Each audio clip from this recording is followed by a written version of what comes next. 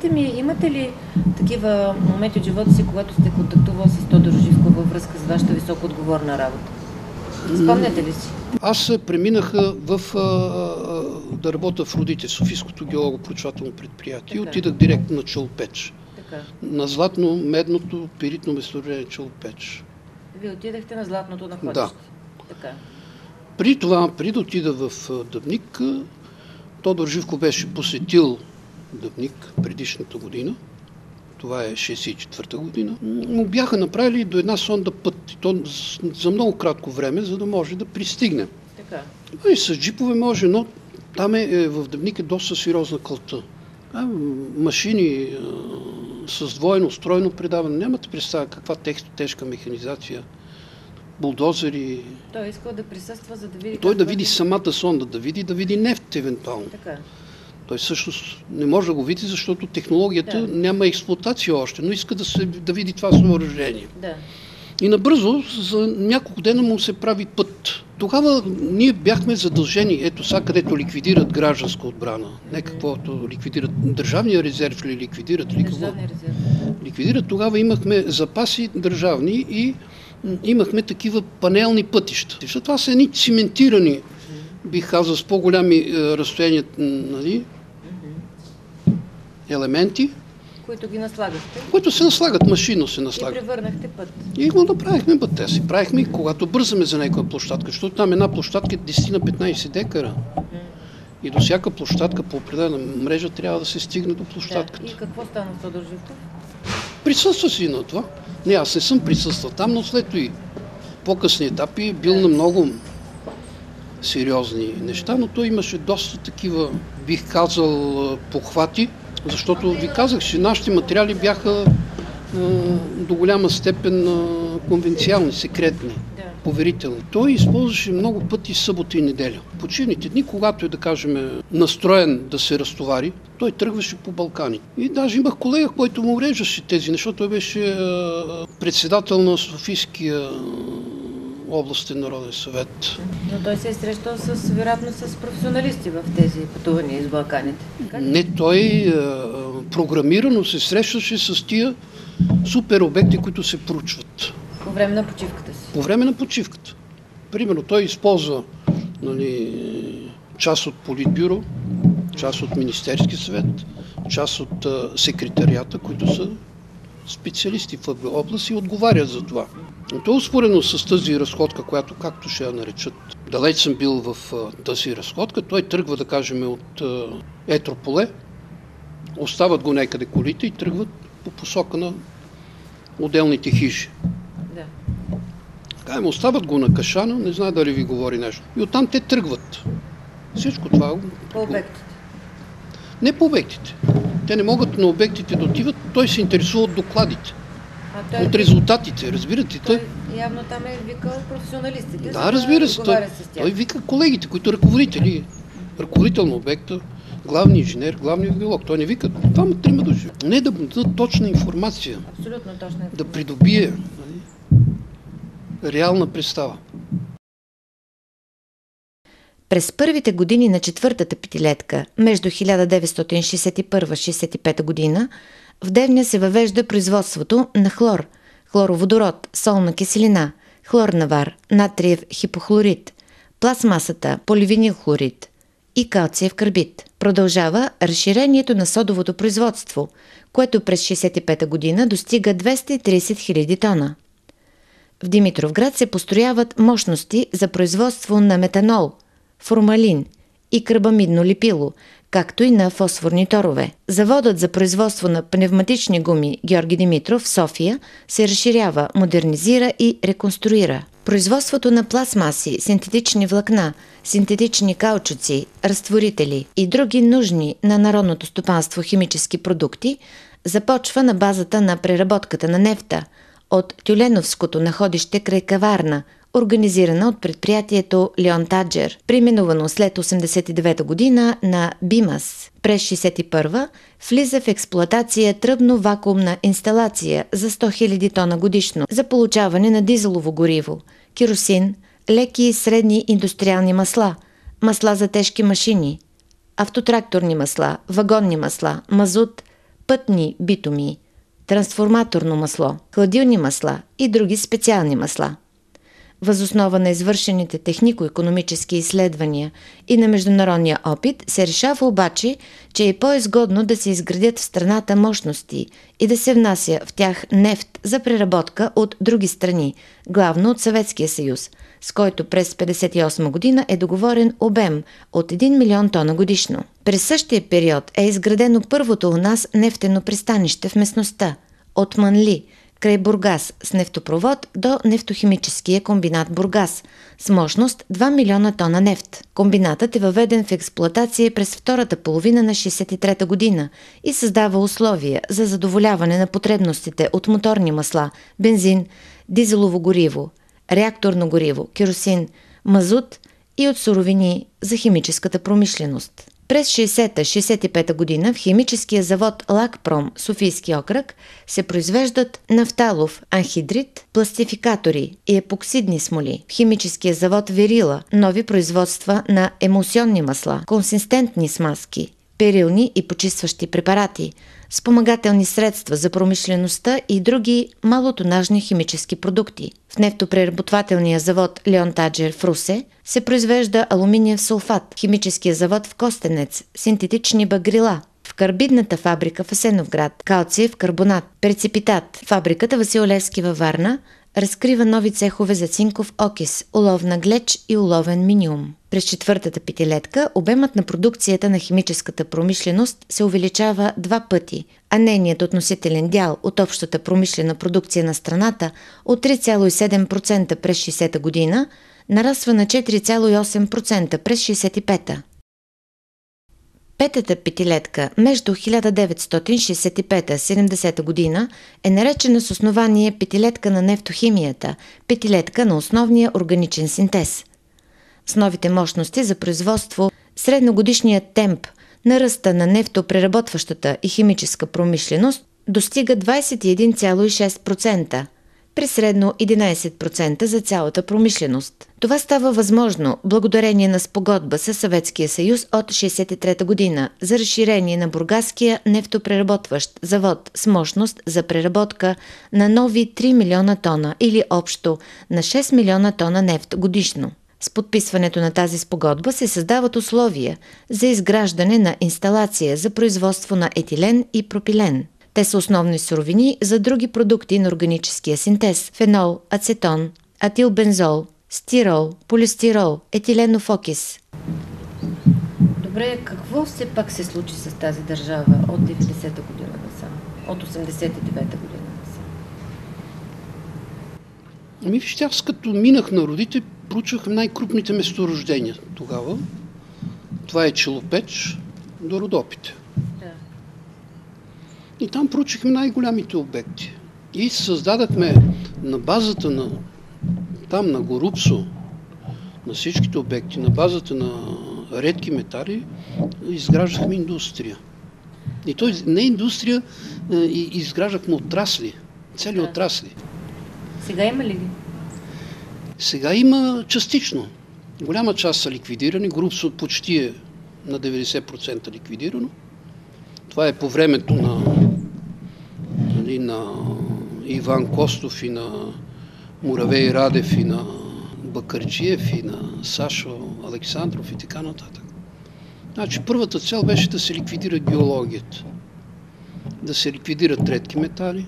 Но това не означава ли, че държавата става все по-слаба и по-слаба икономически? Всичко това държавата създаваше перспективи за тия отрасли, за които говорихме. Ние създадахме крупни отрасли. И то на базата на запасите. Да. Ние създадахме комбинати крупни.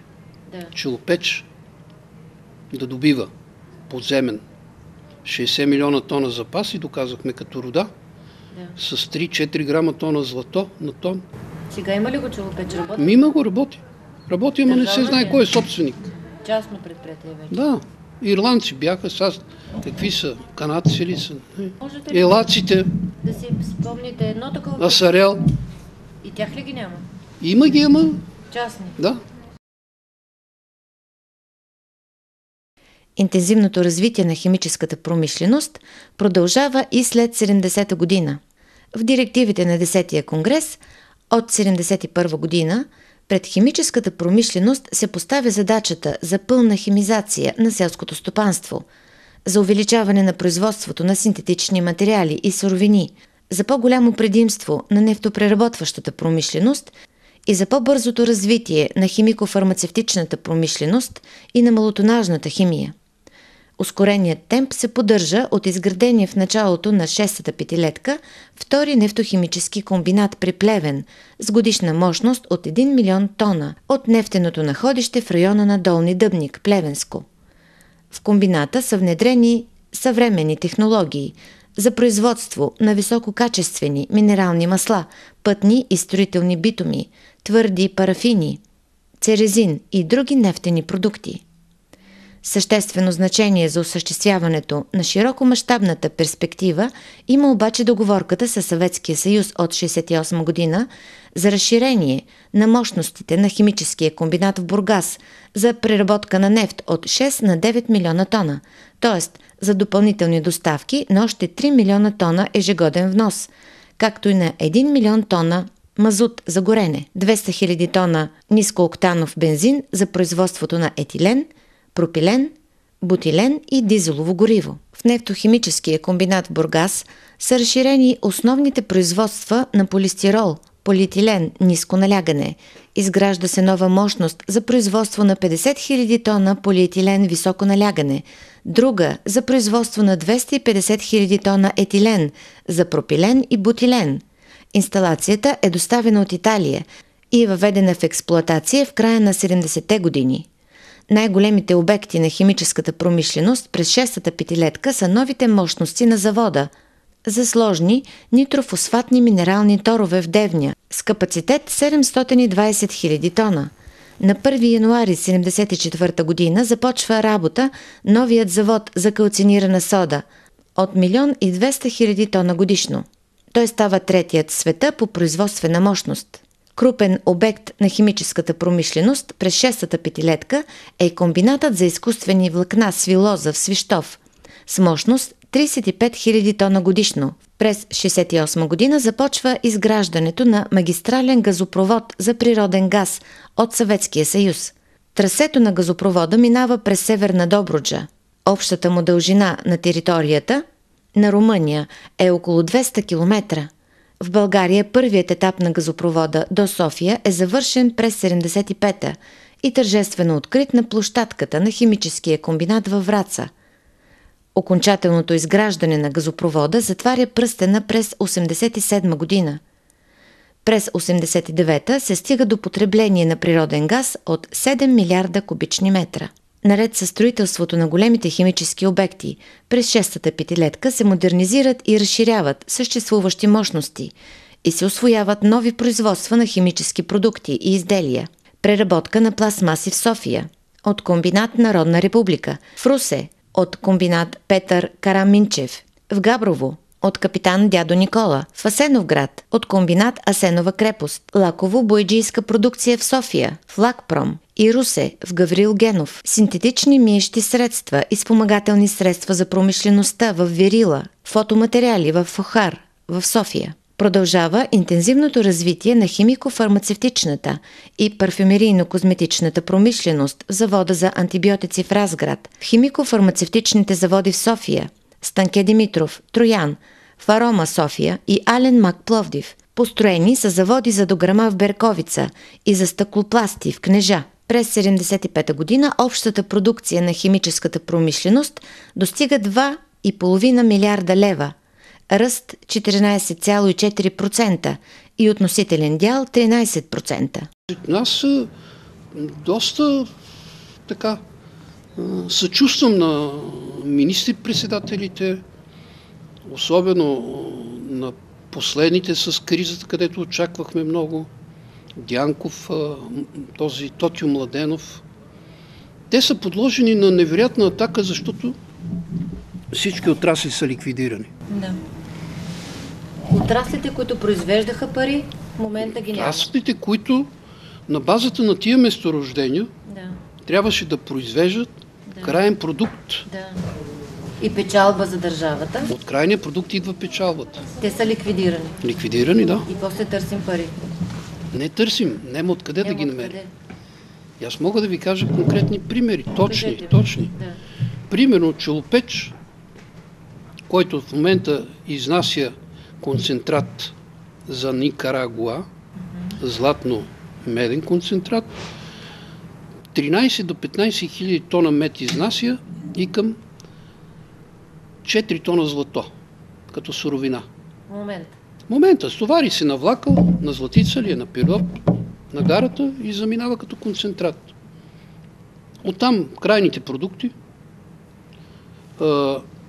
от Асарел между 50-55 хиляди тона метал мед и 1 тон и 200 кг злато.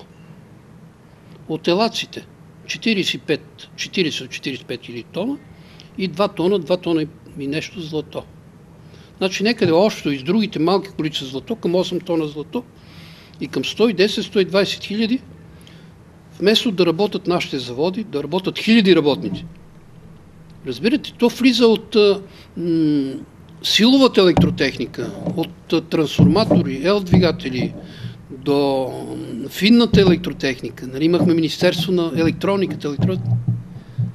Отива до телевизорите. До всеки дом. До всеки дом, до хиляди работници. Тук цял свят преориентира икономиката да бъде, а ние си изнасяме суровината и сме спряли заводите. В Бургас, в Смолян, в София, в бих казал Севлиево. В София 2-3 завода имаше. Да не говорим за крупния завод, който на името на Васил Коларов, сега като е Васил Коларов да му се смени името, в Илинци. То са крупни съоръжения. От тук не знае до къде да ви кажа, ако сте ходили в Илинци. От супер трансформатори до... Разрушен ли е? Ликвидиран? Не произвежда нищо, не знае какво произвежда. Нямам представа.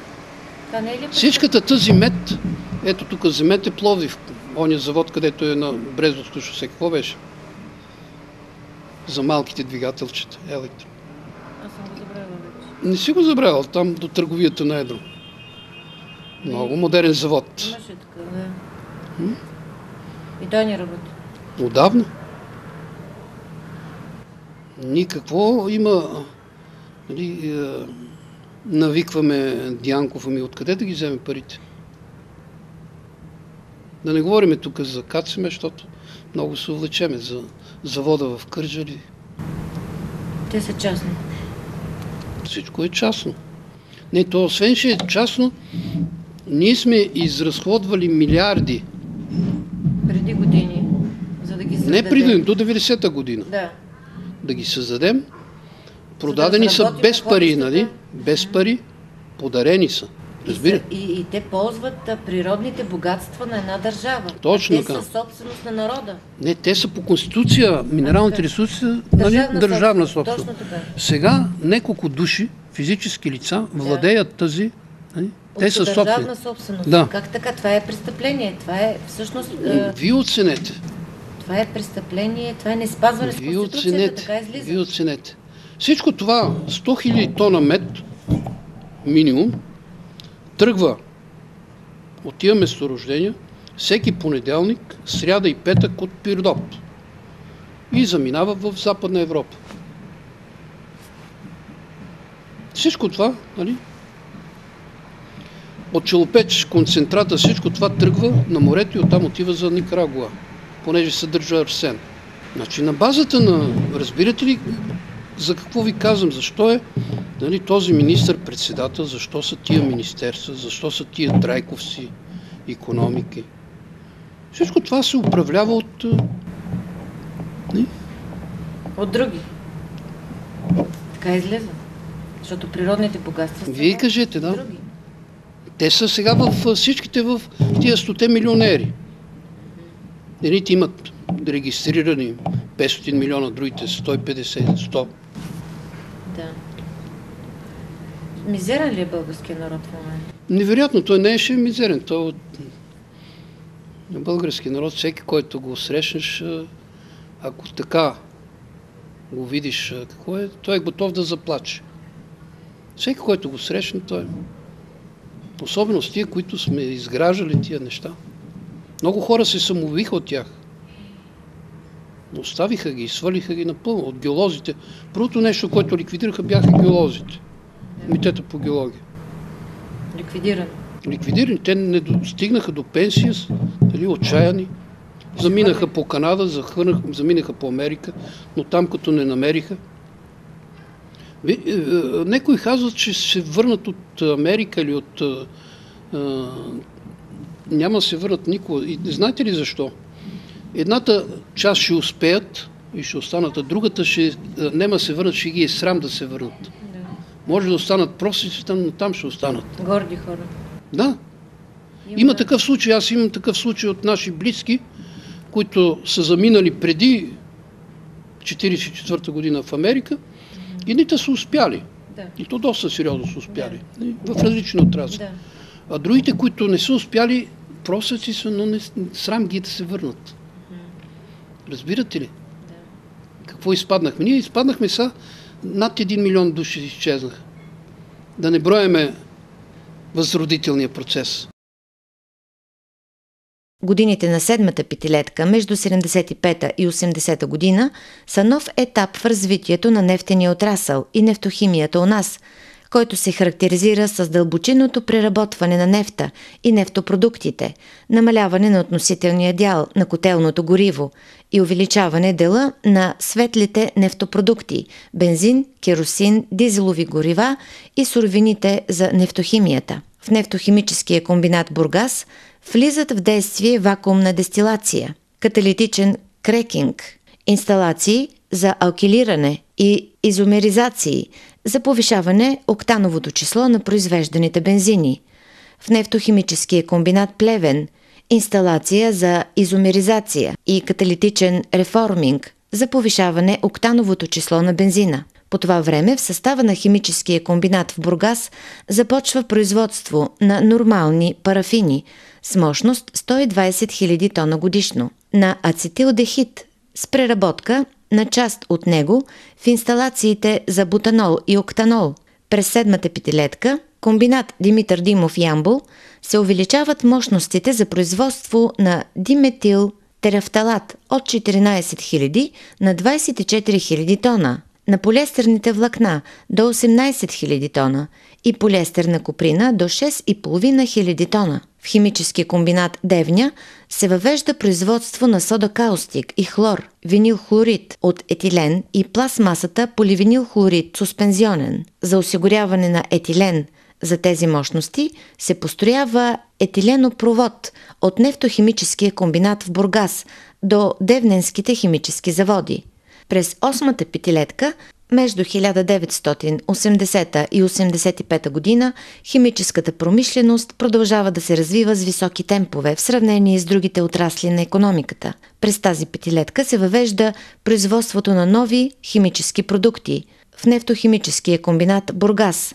Разширява се производството на полиамидни влакна и пневматични гуми във Видин и в завод Георги Димитров София. Започва производството на трапецовидни ремъци в Зебра Нови Искър, София, на пластмасови изделия и ВЛПП от полипропилен в Гоце Делчев, на стенни тапети в химическия завод в Ботевград, на широко полиетиленово фолио и тъканни турби от полипропилен в Асенова крепост, Асеновград, на нови изкуствени кожи и подови настилки в химическия завод Петър Краминчев в Русе. Завършва строителството на завода Пластхим в Тервел и на фабриката за катализатори във Враца, модернизацията на завода Агрия в Пловдив, общата промишлена продукция на химическата промишленост в периода 80-85 година нараства на 7,5 милиарда лева, или спрямо 80-та година увеличението е 50,9%, спрямо 56-та година над 39 пъти при среден годишен темп 8,2%. След 89-та година са спрени всички строителства в отрасъла. В него настъпва пълен застой и започва приватизацията му, а някои производства се продават като старо желязо или на безценица. Управляващите са се отдалечили много от експертите, от специалистите. Тия, които от 90-та година изхвърлиха всички експерти, никой не се опитва, нито едно, до сега се смениха 8-9 правителства. И днес все едни и същи се возят в самолета на Георги Първанов до Бразилия. Все едни и същи се качиха сега в самолета на Бойко Борисов до Япония. Едни и същи, аз ги наблюдавам кои са. И какво значи? Си променят партиите, но пак се остават във властта, да. Някои си променят само партии. Не, той взема и от други партии. Да. Какво да прави, нали? Да. Да. Приближаваме се към края. Последни думи. Аз нямам думи, разбирате ли. Живота вече в България няма. Нямам думи. Какви думи? Смятате с една дума това да се обобщи, да се опише, изключено. Неописуемо. Не.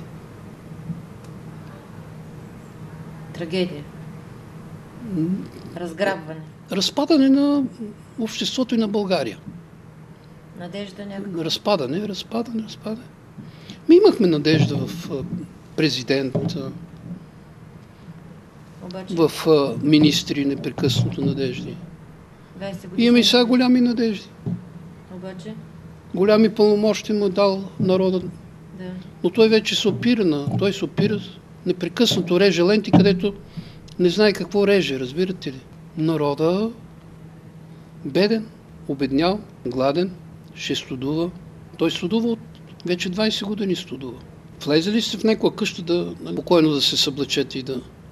Всеки нещо гледа, ако може с едно реотанче да се отоплява или ако може да изключи всичките радиатори, да остави и да види как съседите да се топлят. Ама няма как.